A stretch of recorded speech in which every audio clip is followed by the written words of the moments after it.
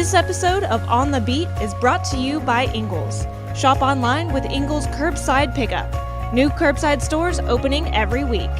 Please welcome Mike Griffith. Hey everybody, Mike Griffith here. Welcome to tonight's Ingles on the Beat, and a lot of Georgia football to talk about on the heels of a 41-17 win over the University of Tennessee on Rocky Top. I would say that for Georgia fans, that had to be a pretty satisfying win. I don't think it was a slam dunk, everything you would have wanted out of it win, but I think it was pretty satisfying in terms of, winning by 24 points, slowing the Vols down. Now, obviously, Georgia lost their string of holding opponents to 13 points or under. That was pretty impressive. Probably unrealistic to think that they were going to keep that up, especially against a good team like Tennessee that has an offense like Tennessee.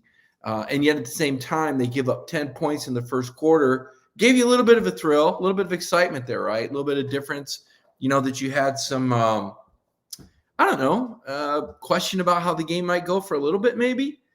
So there was a little bit of drama to it. But then to shut Tennessee down completely from the first quarter until there was like 3.5 minutes left, I mean, that's impressive. And Kirby Smart has built an absolute domineering defense. I mean, that front seven is unbelievable. And we'll talk about that. I know that the pressing question is still quarterbacks. And it makes sense that that's the pressing question. And I was kind of thinking about it because I've heard from a lot of different people. We see the social media posts, we talk to other people, and I think we can break it down into basically 4 groups, right? So you've got the group that says, we just want to win. Who cares? We don't care who the quarterback is. We trust Kirby completely, 100%. Doesn't matter what he does. We're going to stand behind Kirby, and all we want to do is win. So we don't care who the quarterback is, and we don't even want to talk about it. There is no quarterback controversy. There's that group. Then you've got another group that says, wait a minute. If Tennessee was able to move the ball like that, and what happens when we play Alabama, and we're worried that we're not going to win a national championship with Stetson Bennett, and we think, that maybe JT should keep playing because we're concerned. So you've kind of got we're worried we're not the best with that Stetson Bennett makes us the best. You got that group. So you got we just want to win, who cares? And you got the people that say we're not at our best with Stetson Bennett, and we're worried about if Stetson can beat Alabama and, what's going on. Then you've got a group that just loves Stetson Bennett. They say, you know what? I like this kid. He's a Georgia kid. He's one of our own. We don't need no kid from California. Stetson's a good guy. I like him, and I want to see Stetson out there. Then you got the JT Daniels camp that says, man, I can't believe we've got this 5-star quarterback that could have gone anywhere in the country, and he came to Georgia, and he threw for 400 yards in his first start, and that hadn't happened in 7 years, and our offense looks so explosive with him out there, and we think it ought to be JT. So I don't know which camp you're in. Probably one of those 4 camps. We just want to win. Who cares? We're worried this team isn't good enough with Stetson. We love Stetson all the way. We think JT all the way. One of those 4 camps that you identify with. And nobody's wrong. You're not wrong for thinking the way you think. There's a reason why you should be in all 4 of those camps. There's a reason why you should trust Kirby Smart. There's a reason why you should be concerned that Stetson Bennett may not be good enough to beat Alabama. There's a reason why you should support Stetson Bennett for sticking it out at Georgia. He is a good story. And there's a reason why you should stand behind JT Daniels, because all he's done is win. What did he do to lose the job? He didn't do anything to lose the job. He got hurt in a scrimmage when he wasn't supposed to get hit. Whose fault was that? That wasn't his fault, right? You get an upper body core injury and a strained oblique turns into a strained lat because your muscles are look, all he did was get hurt. So who do you blame, right? And it leads to a lot of discussion. And again, I don't think there's a right or a wrong here. I think everybody's got a case. I think that Stetson does bring you mobility. There's no doubt. I can look in the stats and see a couple 3rd down scrambles. But he also gets sacked. because he doesn't see the field as well. He doesn't get rid of the ball as quickly as JT or make as good a pre-snap read. So you've got arguments, right? Or you can say, well, you put JT out there. Can JT stay healthy? I don't know. I mean, to me, a knee injury at USC can kind of happen to anybody if somebody dives into your knee. I don't think that's an injury-prone thing. I think that's what a tough break. The lat injury gets hit in a scrimmage and it carries over. Your core is a big part of your body. I don't think that makes you injury prone. I don't think it makes you not tough. But again, I can see all the arguments. So the argument for Stead is the mobility. The argument for JT is third downs. I mean, JT is 10 of 11 on third down passes this year. Converting. He's 10 of 11 passing for 133 yards, and he's converted 10 first downs. Stetson is 19 of 34, but he's only converted 10 out of 34 times for first downs. That's less than 33%. So you got one guy that's hitting at over a 90% clip on converting third down passes for first downs in SEC play, and another guy that's at less than 30%. And that's where there's the concern. Because when you play Alabama, they rank third in the nation in run defense. And I'm not saying James Cook isn't going to go for 100 yards, but he's probably not. And you're probably not going to be able to run the ball in Alabama like you did on Tennessee, which is a defense that ranks 95th in the nation. Okay? Alabama ain't that. So there's reasons for all these concerns and all this discussion. And as I've told people, you have a right to question. Now, I wouldn't complain. I would draw the line at complaining because Kirby's got you 10-0. So you can't really complain at Kirby Smart, but you can question. And the reason you can question is because Kirby has told us for almost a year that this is JT Daniels' team. The whole offseason. The G-Day game, JT Daniels is in the G-Day game. All they work on, JT throws 41 passes. Stetson throws 4. Carson Beck throws 31. It was pretty clear that coming out of spring, it's JT, Carson, and Stet. And Kirby told us that. He told us that last night, Saturday night. Hey, Stet was the 3 coming out of spring. Stet was the 3 going into fall. Stet was the 3 coming out of fall camp. So here's my question. What changed? Right? What changed? Were they that wrong about the team in the spring that they thought JT was the best guy and now all of a sudden he's not? What changed? Well, what I think changed is that Kirby doesn't want to touch the dial. Hey, we're winning, man. Let's not change anything. Well, that doesn't really go along with the Kirby Smart that says if it ain't broke, find a way to make it better. But look, there's a lot of pressure on Kirby to win a national championship. And I think he manages the offense different than he manages the defense. I think that the phrase that's getting thrown out there, and it's not mean, it's just defensive coordinator in charge. He's coaching like a defensive coordinator, not like a head coach. The defense is treated differently than the offense. And people have won championships that way. But there are differences. For example, in the fourth quarter, Kirby Smart is going to run clock and not throw the football. He's not going to turn the offense loose to do all they can do. He will turn the defense loose, though. He will leave the starters in until there's 2 or 3 minutes left to preserve the shutout or to keep Tennessee out of the end zone. He'll be aggressive on defense in the fourth quarter. He won't be aggressive on offense. Now, that's a strategy. You can just say, hey, that's just smart football, Mike. Well, okay, but some teams are going to keep throwing it. Steve Spurrier was a pretty smart coach, and he would put them points up. That scoreboard didn't stop lighting up. But this is Kirby, and his comfort zone is to play defense and not be, aggressive offensively in the fourth quarter. He'd rather put you away by running the clock than turning the offense loose and throwing passes. Okay, so that's a difference. And again, not right or wrong, but there's a difference there. Another difference that I notice. On offense, seniority matters. Okay, Zamir White, Elijah Holyfield was starting ahead of DeAndre Swift. Seniority counts on defense. on offense. On defense, Keely Ringo's playing ahead of Amir Speed. The younger, talented guy, he'll shoot you to the top on defense. On offense, you're going to see a little bit more seniority. So those are some minor things, not huge things, not flagrant things, not saying they're bad things, just observations.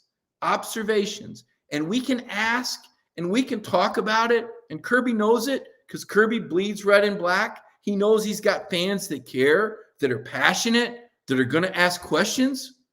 But you know what? He's the head coach. And he gets to give you the answer. And you got to take it because he's in charge, man. So we can question it, but I don't think you can complain about it because you've got the best team in the country, head and shoulders better than anybody else. This year, there's nobody close. It's almost like Georgia by default. Every time you start to think there might be, maybe Alabama, then they play LSU a 6-point game at home, and you're going, these guys aren't that good. You see Florida almost beat, but then again, you see Georgia and it's 3-0 with 2 minutes left in the first half, right? Or 2.5. Georgia wasn't exactly blowing Florida out until the defense, right? So it's fun and it's interesting. And we basically got 2 weeks to kind of try to figure this out because you're not playing anybody. And that's point number 2. I understand playing a cupcake game, but is Charleston Southern too much of a cupcake?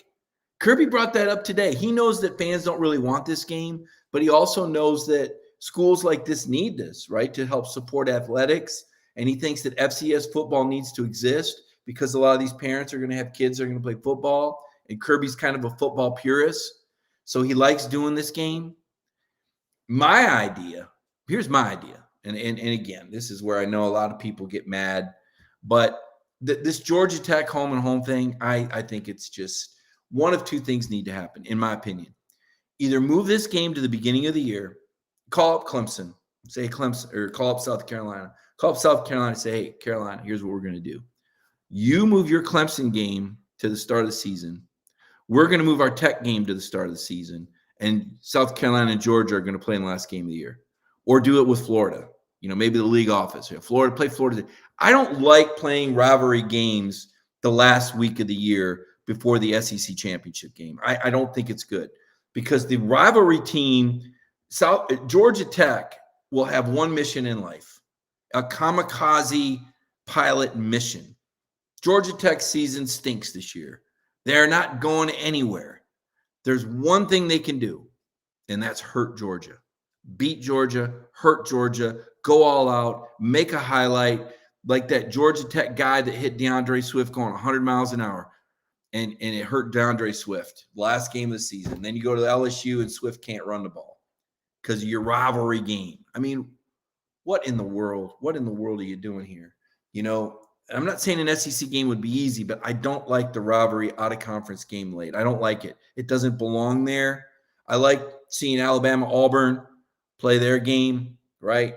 I'd like to see Georgia play South Carolina or Georgia play Florida the last week of the season. Probably Georgia, South Carolina because of the tradition. We know how traditions are. And then my other idea, if you're not going to move Tech to the beginning of the season, then only play them once every 4 years. LSU used to play Tulane every year, and they stopped because why? Tulane wasn't any good. What was the point of it? What's the point of Georgia playing at Georgia Tech? I don't get it. I mean, do the game once every 4 years. And Kirby cares about all the schools. Well, play a rotation. 1 year it's Tech coming to Sanford Stadium. 1 year it's Georgia State coming to Sanford Stadium. 1 year it's Georgia Southern coming to Sanford Stadium. And another year it's Savannah State. And you rotate, and all the in-state schools get a nice check from Georgia to come to Sanford Stadium, and you get you get one more home game every other year, right? Because now you're starting to play all these other non-conference home and homes, and I just don't know how you do that and keep Georgia Tech. So, to me, that's what you do with that game. But getting back to how does it fit into the championship season, my concern is that you're playing 2 teams that aren't very good. And then all of a sudden you're going to get Alabama. Now, what Alabama's got to do, to be clear, Alabama's got to win one of their last 2 games. If Alabama wins at home against Arkansas on Saturday, they've clinched the West. If they lose to Arkansas, then they've just got to beat Auburn at home, or excuse me, on the road to clinch the West. And Auburn, Bo Nix, I don't know if you saw this, he's having ankle surgery. I also read that the Auburn kicker is out. So Auburn, not saying that they can't beat Alabama in an upset, but it's not looking real good with Bo Nix and your kicker out. So the concern for me, though, is that Georgia plays a couple of teams that aren't that good. And then all of a sudden, you're playing an Alabama team that's playing at a different pace, that is burning you on the corners. We saw that happen. Tennessee, by splitting those receivers out that wide outside the hashes, forced you into man-to-man coverage. And we saw that Keely Ringo and Darian Kendrick got beat. Darian Kendrick got beat twice for passes of over 50 yards. Keely had guys get behind him, had a pass interference in the end zone. Kirby Smart talked about that. Alabama's got the film. They're going to do the same thing. You're not going to get new cornerbacks between now and then. Tennessee drove inside of the Georgia 30-yard line 6 times Saturday. 6 times they were inside the Tennessee 30-yard line. Now, they only scored 17 points, but will Alabama convert at a higher rate than Tennessee on offense? Are they better coached? Is there more continuity? Is there more talent there? Probably. Is there cause for concern? I think there is. I'm not saying I'm picking Alabama to win, but I don't think it's out of the question that it could happen if Alabama can execute. Now Georgia is going to tighten some things up and learned a lot about themselves from the Tennessee game. But at the end of the day, they've got the same personnel. You saw they took out Latavius Brainey early on and moved Chris Smith to Brainey's spot and put in Dan Jackson, the walk-on. Well, that's going to be a matchup for somebody, okay, for Alabama. And so, well, I think this is the best defense I've seen in a long time. I think you saw that it was vulnerable. Now, they didn't lose the game. They adjusted. It was a masterful job. I don't think there's a better defensive coaching staff anywhere, including the NFL, than what Georgia has with Lanning, Muschamp, and Kirby. Those are all crackerjack coaches. They're brilliant. They work together wonderfully, and the Georgia defense is extremely well coached. Adam Anderson's not around, though, okay? You saw that he was charged last week with rape, and so he's indefinitely suspended. I don't think you can count on having Adam Anderson around for a while, if ever again. Nolan Smith was on the field at the end of the game with what looked like an elbow injury. Remember, Jordan Davis had an elbow, and he was out 3 or 4 weeks. Kirby said today, when we asked him about injuries, that he's dinged up and it shouldn't be an issue. You know, that wasn't the most assuring injury report. It's dinged up and it shouldn't be an issue. He said that about Jordan Davis last year. So I don't know what that means. I'm not sure. I'm not sure when Nolan Smith comes back. Kirby says Devontae Wyatt was fine. He said he had a scare in the game. At the time, he said maybe a sprained knee. That's great news. We saw Devontae down a lot. Kirby said that Jamari Salyer wasn't quite able to play, thought he was close, and, you know, could be clear this week, but why would you play him? Why would you play him against – I've been calling it College of Charleston the whole time. It's Charleston Southern. Why would you play him against the College of Charleston, right? Look at E.D. Booker. This is interesting. Now they're saying that Jake Fromm should have been benched for Stetson Bennett after the South Carolina game. E.D., did you know that those were the first interceptions Jake threw all year in 2019 in the 7th game of the year?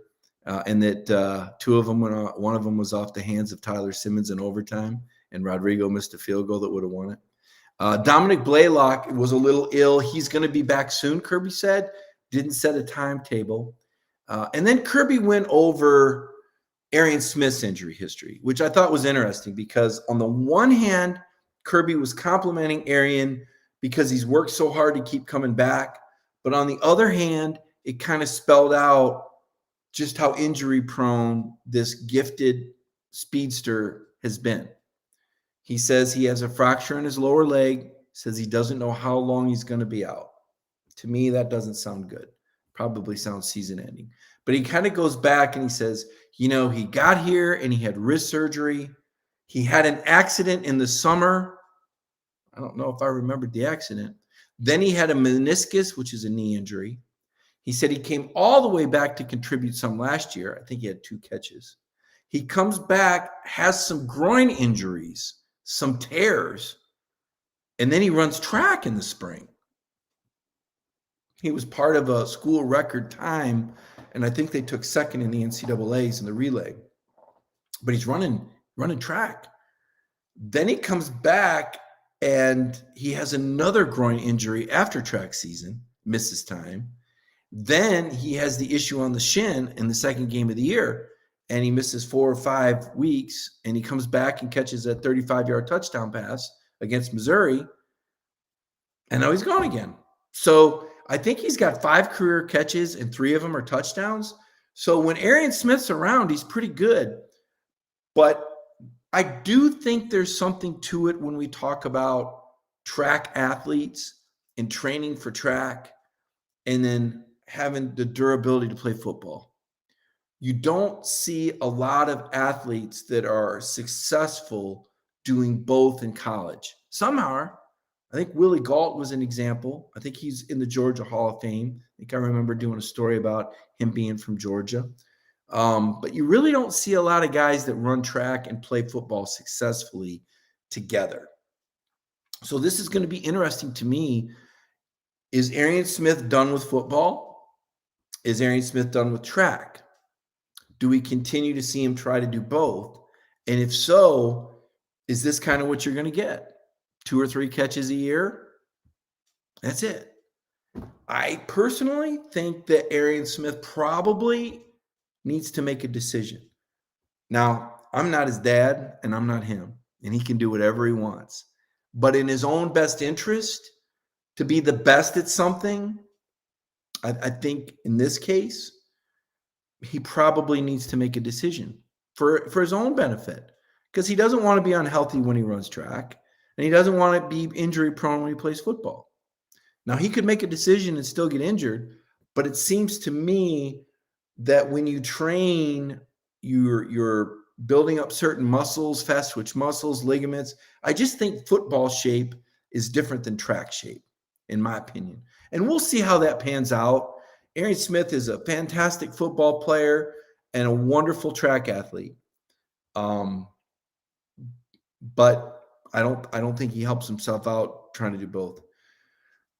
The Tennessee offense was running 2.92 plays per minute, which was the fastest in the nation entering this football game. I'm looking at the box score right now. I don't know if we've got any mathematicians out there, but Tennessee ran, let's take a look. Looks like Tennessee ran 84 plays in 27 minutes and 20 seconds. Does somebody want to figure that out? 84 plays in 27 minutes and 20 seconds. Let's see if we can do this. Did they go faster or slower than usual? All right, 27 times 60 equals 1620 plus what I say, 20 seconds.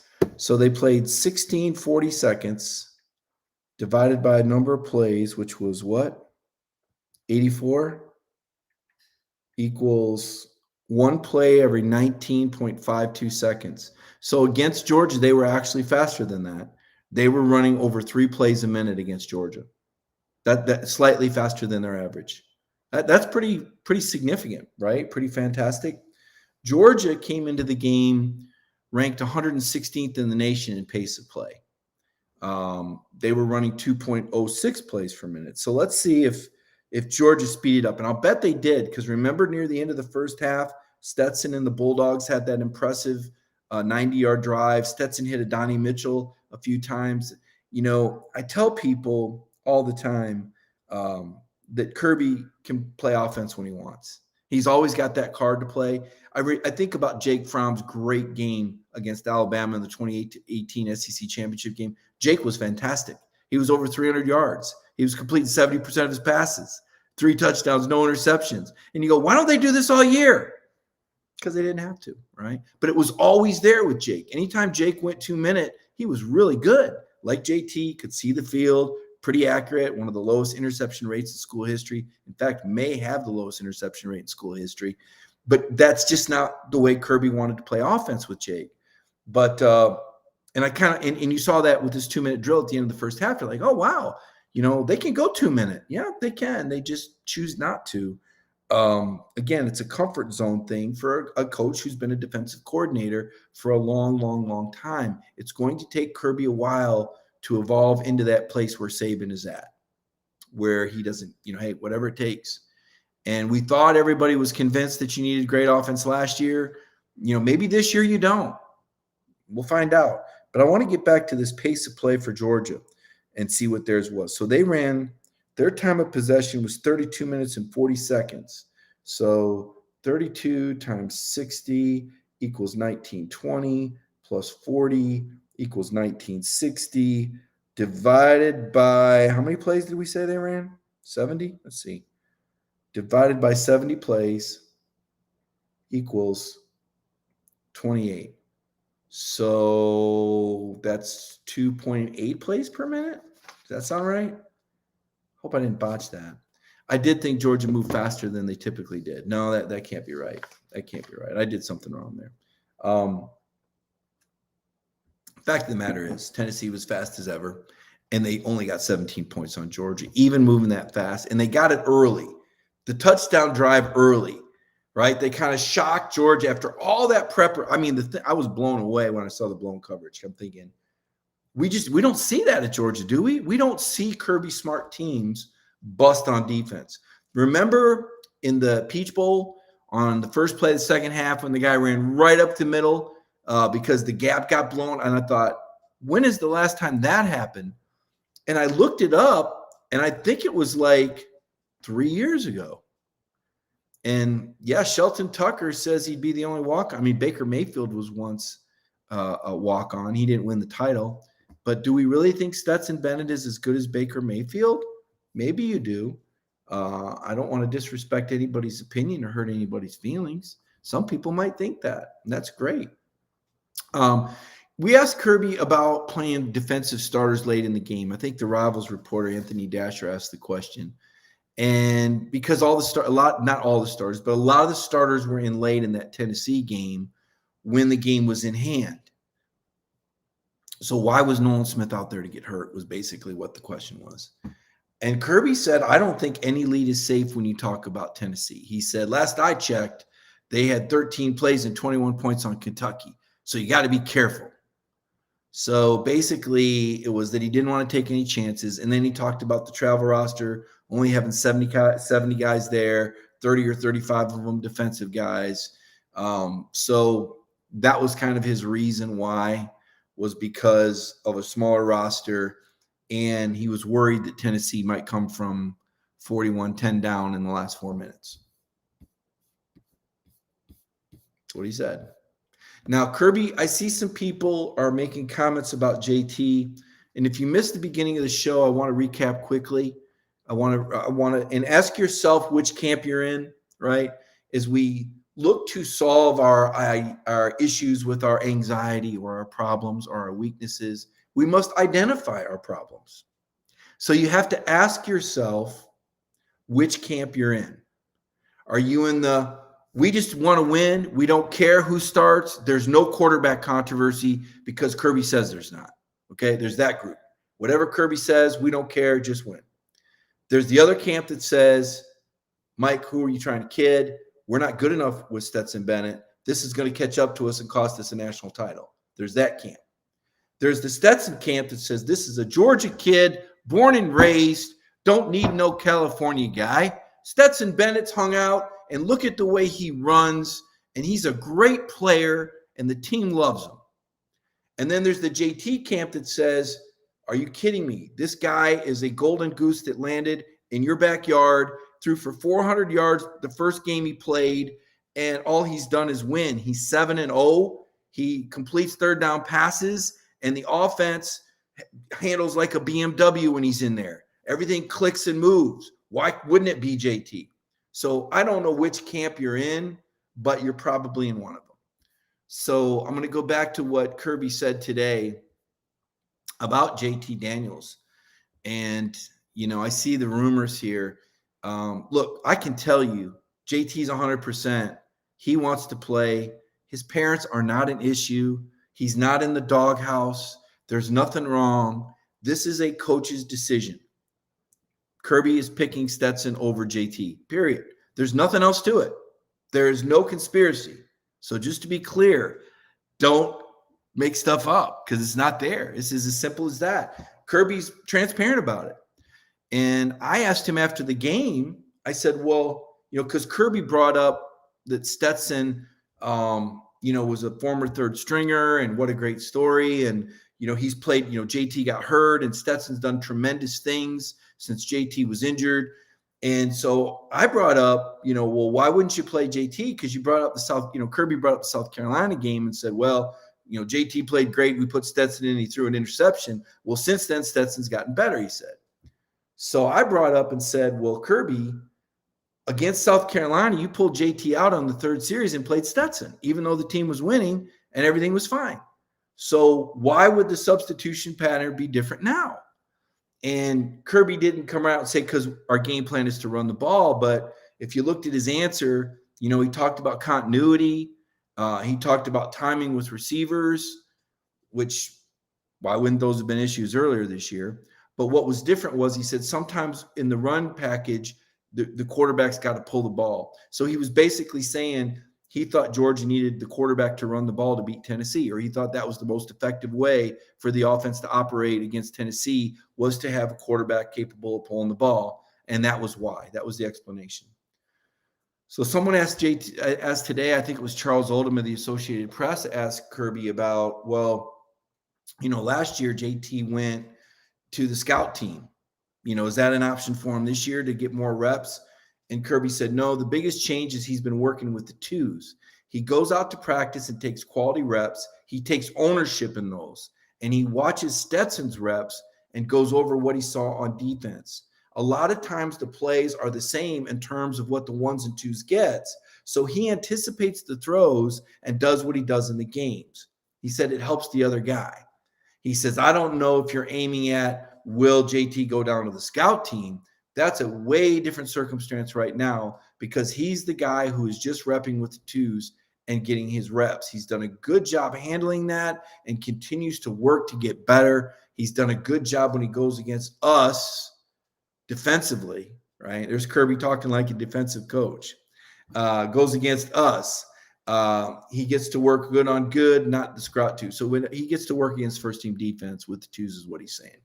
So that was the answer, is that he's getting the second team reps, which was what Dwan Mathis was getting last year while JT was on the scout team. So there you go. When he was asked about the quarterback situation this week and how would he manage it against College of Charleston, I did it again, Charleston Southern, he said, our goal is to go out there and get the best quarterback ready to play and go out and play with the best guy. If that presents itself, absolutely. Straight up, I hope everybody gets to play. I really do.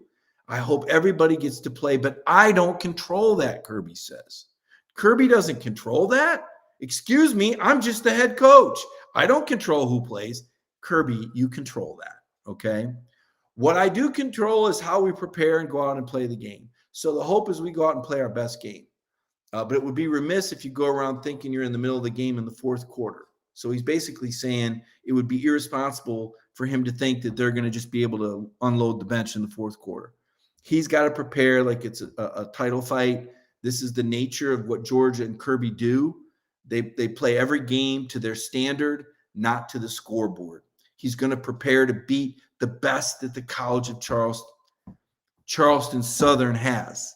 He's going to prepare. Does anybody know the nickname for the Charleston Southern team, by the way? Does anybody know that? I would not have known that. You know what I do know, though? I know that the supermarket that we can all count on is Ingles. And we need to take a break right now before I come back and answer your questions.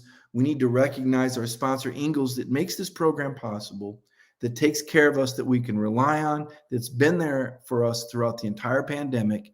And we need to recognize and appreciate what Ingles has done.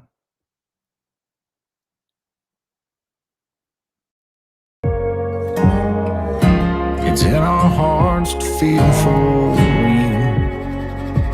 There's been ups and downs, turnarounds, good days and some bad. But we stand together for worse and for better. We'll always have your back. With open arms, heart to heart, hand in hand. Community strong. Well, welcome back to the program. I wanted to do one more exercise. I sound like a school teacher here, don't I? There's one more exercise that I want us to go through tonight, class. It's senior day, and it's going to be the last time that we see a lot of guys suit up in Sanford Stadium. And it's going to be emotional. It really is. Jordan Davis spoke today, and boy, I love that guy. He is just, you talk to Jordan Davis and you're just, I'm reminded why I like covering college football, because he's just such a class act. I don't know if you got to read that story, but it's touching, and I think you'd enjoy it. So let's look at the 2018 signing class that Jordan Davis was a part of. The seniors. This was a great signing class. Current offensive starters from the 2018 class: James Cook, Warren Erickson, John Fitzpatrick, Kearis Jackson, Jamari Salyer, Zamir White, and Jack Podlesny. Wow, that's a lot of guys. Current defensive starters from the 2018 class: Jordan Davis, Christopher Smith, Channing Tindall, Quay Walker, Devontae Wyatt, and Jake Camarda. Pretty impressive. And then you have two reserves, Owen Condon and Tramal Walthour. So those are your 2018 starters in reserve. Now you had some transfers. Some pretty good players transferred out. Tommy Bush, North Texas. Brenton Cox, Florida. Justin Fields, the Ohio State in the Chicago Bears. Otis Reese, Ole Miss.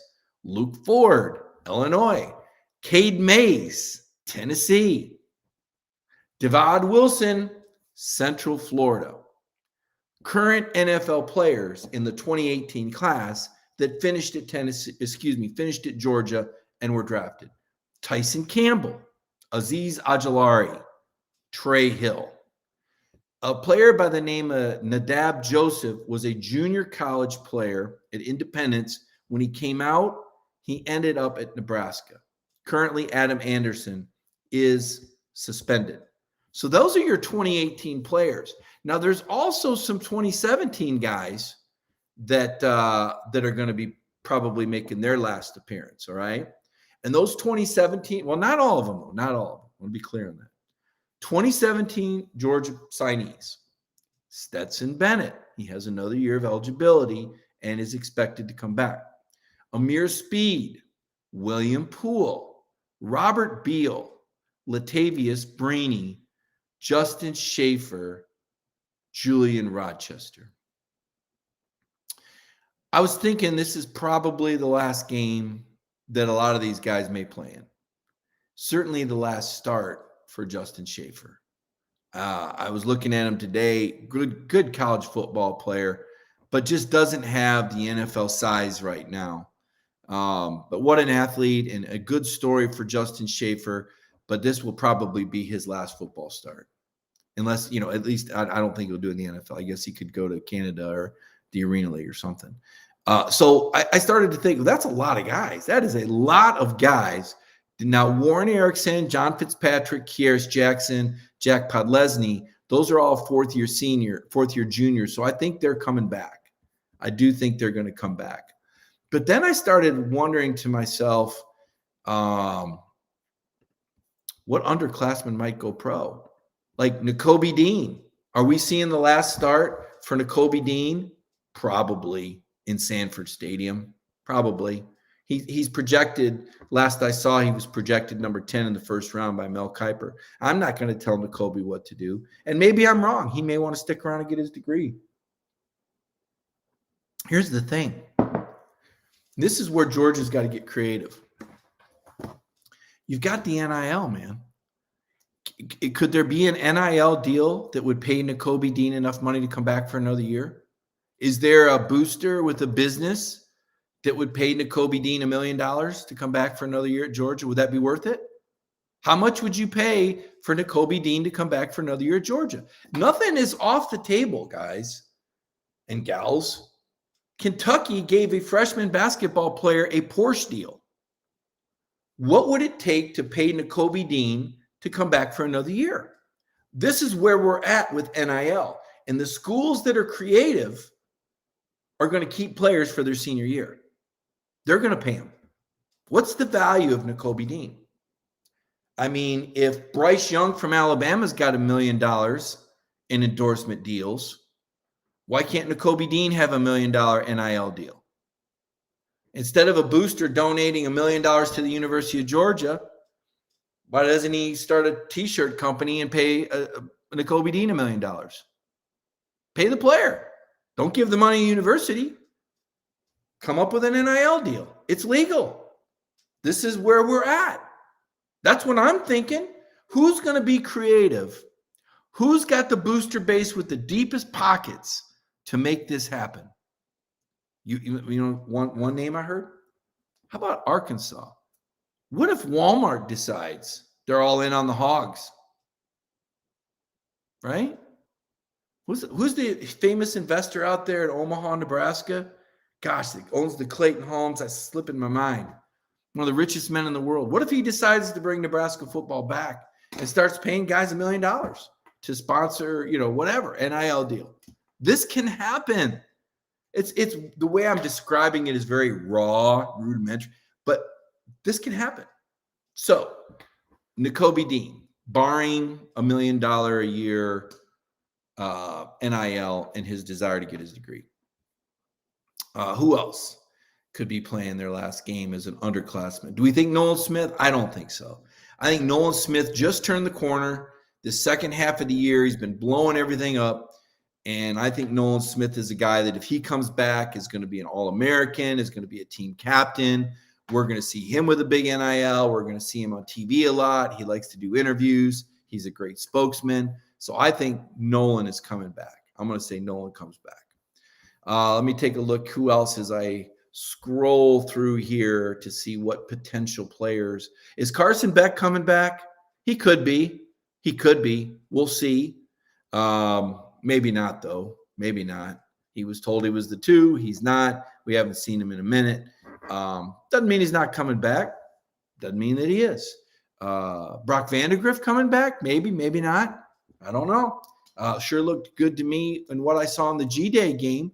Haven't heard any rumors of anything, but we read a lot about Gunnar Stockton. Oh, my goodness. Jeff Santel has written some wonderful things about Gunnar Stockton. He sounds like Baker Mayfield. I saw a reference there earlier. Who else could be leaving early off of this Georgia football team or just leaving? Is Darnell Washington going to come back, the talented tight end? He's been targeted once the last 2 games. I don't know. He was highly recruited. Kendall Milton, don't have any reason to think he's leaving. Jermaine Burton, very talented kid from Georgia. Not getting a lot of targets, but who knows? Eric Gilbert, I don't know the answer to that one. We've all speculated on that all year long.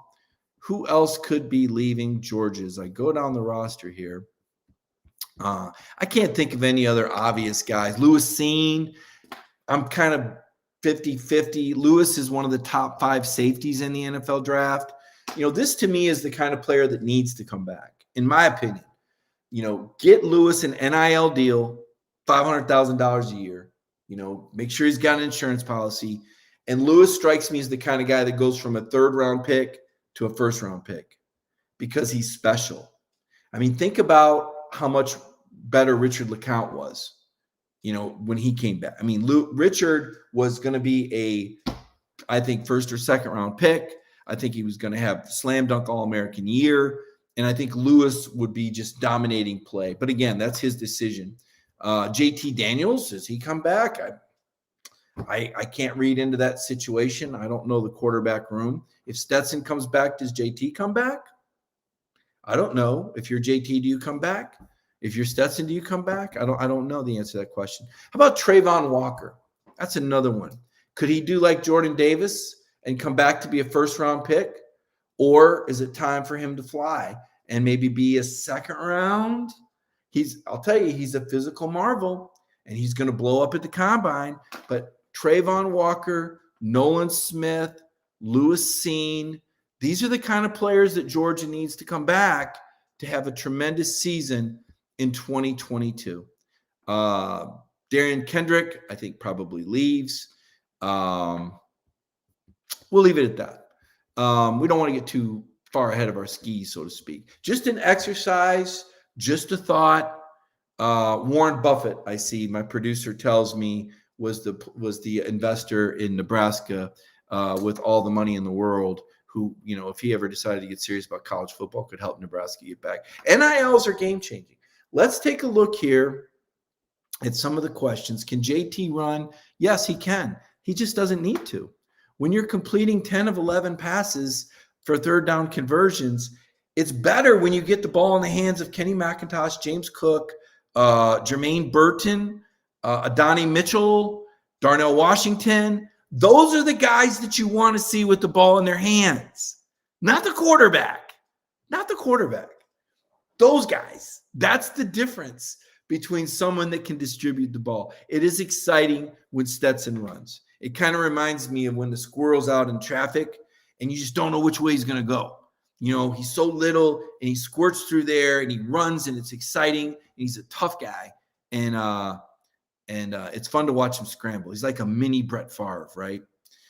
Interesting to watch him. Someone says he runs like a billy goat. I don't think you know that. I don't think you've seen JT run in a while. JT looked pretty good in terms of his pocket presence last year, but no, he didn't run it when he had receivers to throw to. Again, a guy that completes a lot of third down passes. What do I think about the Georgia defense against the Bama offense? Ryan Mooney wants to know. Well, I think that the Alabama offense is better than the Tennessee offense across the board. I think the quarterback's better, although not as durable. I think the receivers are a level up. Okay, although Tennessee's were good. They had one guy with 10 catches for 200 yards. The key is they're going to isolate Georgia one-on-one, and they're going to win those outside matchups. The question is, does Georgia's pressure get to Bryce Young like they did Hendon Hooker? How much better is Alabama's offensive line than Tennessee's? That's what this comes down to. And I don't know the answer to that question. I would say they're better, though. Flip it around, the bigger question to me is, if Georgia can't run the football, what happens? That to me is the game, the question of the game. Would it be 10-3 like Clemson? William Perry wants to know. No, I don't think so. A lot went into that Clemson game plan. Clemson, frankly, wasn't going to let anybody get behind him. And if you remember, Georgia's receiving core was non-existent. Lots of young guys that had never been in the moment couldn't make the sort of adjustments at the line of scrimmage like you could with a veteran receiving core. And quite frankly, Georgia wasn't prepared for what Clemson threw at them. That's just a fact. And Clemson played really well that night. Their defense played really well. Offensively, they didn't do much. And again, Georgia wasn't going to do any more on offense than they needed to do. That was just how that went. What other questions do we have here? Someone said JT probably hurt in the Clemson game too. I don't know that. I really don't know that. Someone talking about JT throwing as many interceptions as Stetson this year. Is that true? I don't know if that's true or not. JT had a pick against Clemson and a pick against South Carolina. So I think he has 2. And then he had the tip ball 3 against Missouri. Stetson had 2 interceptions against Florida, a pick against South Carolina, and a pick against Vanderbilt. So at least 4 that come to mind. So I don't think that's true. That's not true. But Stetson's thrown a lot more passes. So, they're two different quarterbacks. They really are.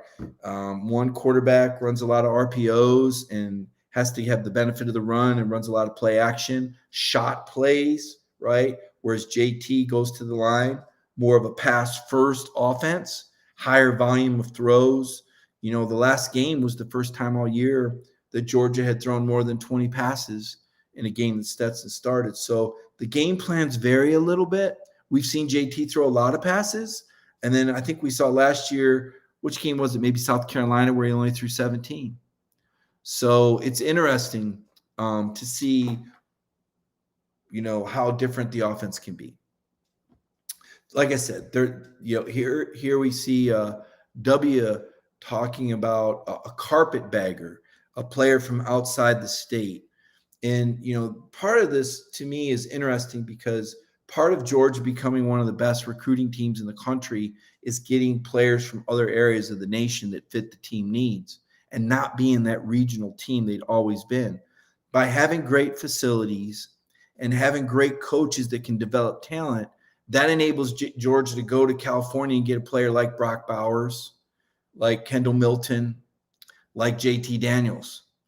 Those are all very talented players. You're not going to go out there and get a 50-50 guy, right? You're going to take more chances with the kids in your backyards.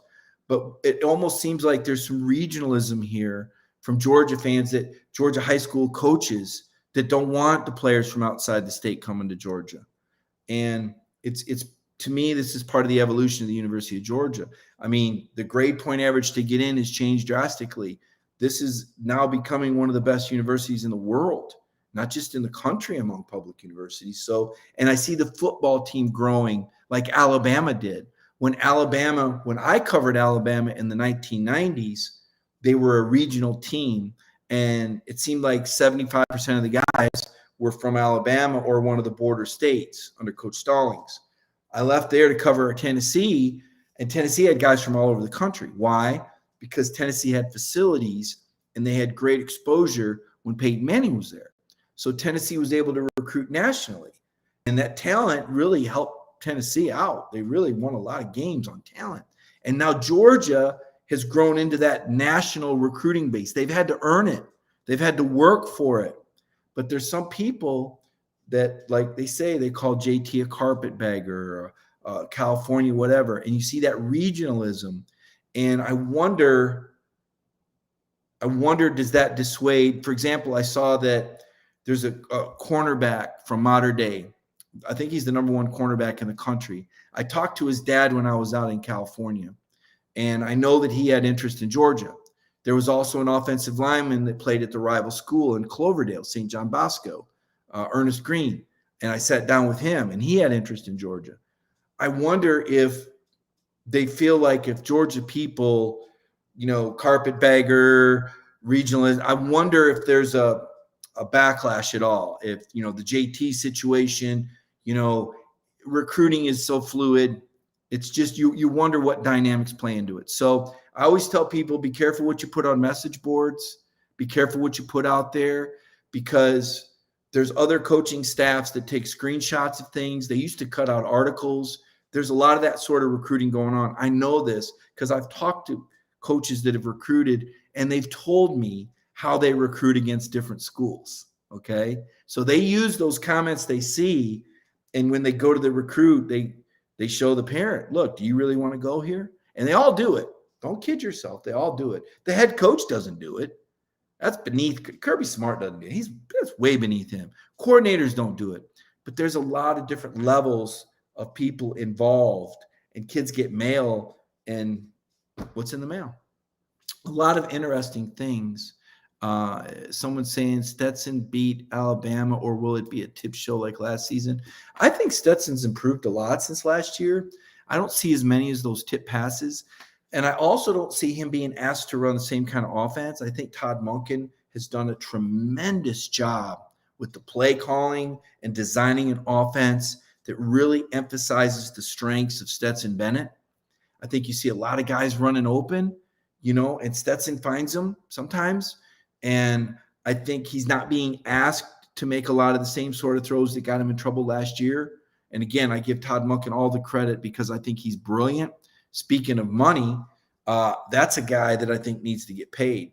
I think if I'm Georgia, I'm going to Todd Monken and I'm saying, how much do you need to stay? How about $3 million? I think he should be what? Listen, Georgia's trying to stay on top of the college football world. You are going to have to pay these coaches. Kirby Smart, it's $7 million right now, is a bargain. Kirby, if Jimbo Fisher's making $9 million, Kirby needs to be a $10 million coach. $10 million. Pay Kirby $10 million. Pay Monken $3 million. This is how it works. You got to pay to play. It doesn't matter what you pay Lanning. Somebody's going to hire this guy as a head coach. He's unbelievable. Dan Lanning is going to be an incredible head coach, and he's going to get hired away. And who's he going to take with him? I don't know. Does Schumann get promoted to DC? I'm guessing. Maybe. What about Muschamp? Does Muschamp get DC? Does he even want DC? I bet you Will doesn't even want DC. I think Schumann gets DC if Lanning gets a head coaching job.